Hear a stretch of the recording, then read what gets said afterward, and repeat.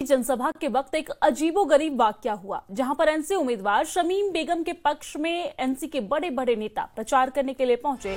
CM Omar Abdullah, deputy CM Surinder Choudhary और कई cabinet मंत्री भी इस दौरान वहां पर प्रचार के लिए मौजूद रहे।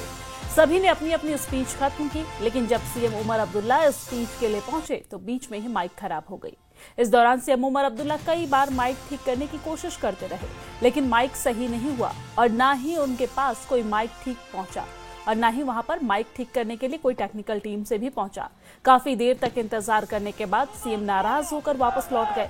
सीएम उमर अब्दुल्ला यहां पर बइंतजामी से खासा नाराज नजर आए। उन्होंने जो अव्यवस्था वहां पर थी जनसभा में, उससे काफी नाराज हो गए।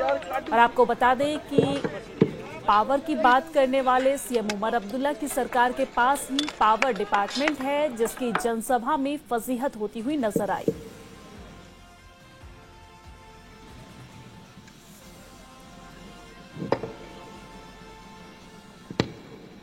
उमर साहब जिंदाबाद, नेशनल